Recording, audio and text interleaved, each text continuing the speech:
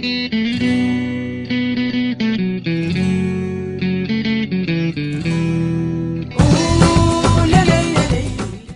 donc, moi, je suis Michel Joly. Je suis militante à l'association des Amis de la RAST. Donc, c'est une association en France. J'y milite depuis quelques années et j'ai récemment, au mois de juillet dernier, fait un voyage en tant qu'observatrice au milieu d'un groupe d'observatrices de la situation du peuple sahraoui, du respect de ses droits, des conditions de vie des Sahraouis dans les territoires occupés.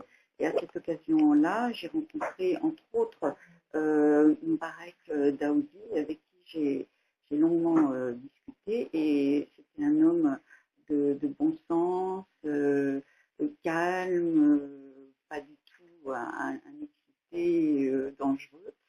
Et donc, lorsque, un mois après mon retour en France, j'ai appris qu'il avait été arrêté pour des raisons pas très claires, qui se sont plus ou moins éclaircies,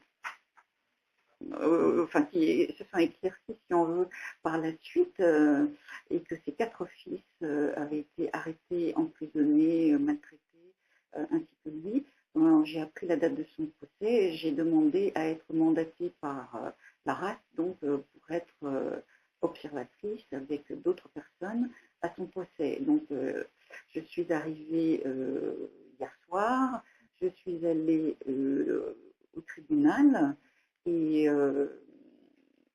comment dire, j'étais étonnée qu'on prenne mes documents et qu'on attende d'une heure et demie avant d'annoncer que finalement, et j'ai également considéré que ce qui était reproché à Mbarek Daoudi n'était pas clair du tout, était même absurde, ne reposait sur rien et sous-entendait certainement que d'autres raisons inavouées étaient la cause à la fois de son arrestation et de ce procès militaire en plus, comme vient de le dire Aline Chani, qui semble complètement illégal aux yeux de la loi française et de la loi internationale. On ne voit pas ce qu'un tribunal militaire vient faire dans la question. En fait, pourquoi m'occuper ou nous occuper plus de la situation des Sahraouis, qui n'est pas tout en bas des préoccupations, comme vous dites. Les droits de l'homme sont une préoccupation pour tous les peuples, concernent tous les peuples.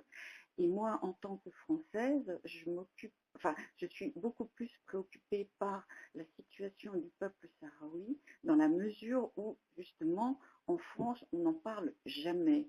C'est pas en bas des préoccupations, c'est hors des préoccupations. Il y a, je ne dirais pas une censure, mais on n'en parle jamais.